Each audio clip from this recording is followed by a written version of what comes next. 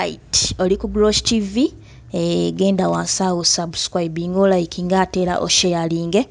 Osobola no commentinga kusinzira ku story ngeri gyonna abogirabyemu oba okusinzira ku video zaffe. Tusobole okuba nti tutambula ffenna. N'olwaleero tukutuusaako okujjukira oba okujaguza obulamu bw'omugenzi Pastor Yiga bangi gwe mumanyi nga Yiga Augustine Abizaayo. Ngera ono buli nnaku z'omwezi nga 26 omwezi ogw'Ekkumi tubeera tumujjukira olw'ebyo bye yakola. Augustine Abizaayo yatuva ku maaso ennaku z'omwezi nga 26 omwezi ogw'Ekkumi omwaka gwa 2020. N'olwekyo buli nnaku z'omwezi nga 26 ogw'Ekkumi tuba tumujjukira nga tugezaako okujaguza obulamu bwe ku biki bye yakola. Omugenzi Pastor Yiga yali musajja wa byamasanyu nnyo, ng'era ono bangi baali banyumirwa nnyo program ye gye yali akole. Yali emanyikiddwa nga Kiki Olifa Teweerabidde eyakwata akati wano mu kibuga Kampala, kw'osa ne program yali emanyikiddwa nga Kalondoozi yali ekolebwa omukyala amanyikiddwa nga Aisha Narijja oba muyite Aisha Kalondoozi. Kyona ezaala ono Sibisala Pastor mubuuze. Ono mwana wange. Pastor oyo mwana wange. Wamuzaala mwana? Namuzaala mu Bawono. Ono yenyoka akuzaalira ddala? Yanzaalira ddala Pastor. Nkyali mwakategeera? Pastor baasajja bankwananga 8. Naye omusajja ono oba yandoga bambi mwagala. N'omuntu gwanjagala tanjagala. Pastor ansabiramu abo abankwana afunemu abo. Ono yali musajja eyali ayagala ennyo okuba gita, saako n'okuba nti yali ayagala nnyo okuyiiya ennyimba. Ng'era ono yavaayo maaso awo n'akola ekibiina ekyali kimanyikiddwa nga Revival Band, omwali abayimbi nga Nabbi Omukazi, Hassan Nduga, Benana Misinga, Umaru Mwanje ne Lady Grace. Ng'era ono yakatuvaako ku maaso oluvannyuma lw'okufuna wali akabenje Ssemuto nga bagenda okuyimba.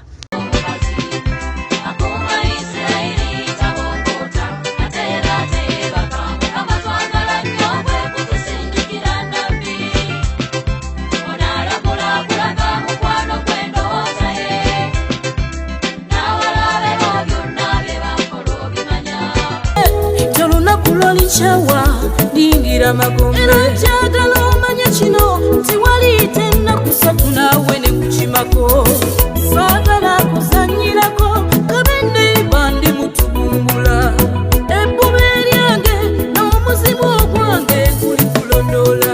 Ono ye musumba yavaayo n'eŋŋombo yali emanyikiddwa ng'ey'okubizaayo, era bangi ne bamukazaako erinnya lya Pastor Yiga Augustine Abizaayo. Era nga kino ekintu ekyasanyusa basumba banne, era nga abasumba ab'enjawulo omuli Pastor Ssenyonga baavaayo ne bamugulako olutalo nga bagamba nti lwaki obizaayo. Eŋŋombo oba ekintu ky'okubizaayo mu Bayibuli tekiriimu, era nga lwali lutalo lw'amaanyi nnyo mu masekati ga Pastor Yiga Augustine Abizaayo ne basumba banne nga bagezaako okuwakanya ekintu kye yali aleese eky'okubizaayo. Whatever you see that is difficult in your life, it's going to go back to where it came from. In the name of Jesus. Pastor Yiga Augustine Abizaayo yaleka omutabani amanyikiddwa nga Pastor Andrew Jengo Abizaayo, ate nga ono ye yasikira ebintu bya kitaawe, nga ono ye musumba kati yasumba ekanisa emanyikiddwa nga Revival Christian Church wali e Kawala. Now when a man vibes you and tells you that I want us to understand each other, just know he wants one thing, for you to understand his poverty.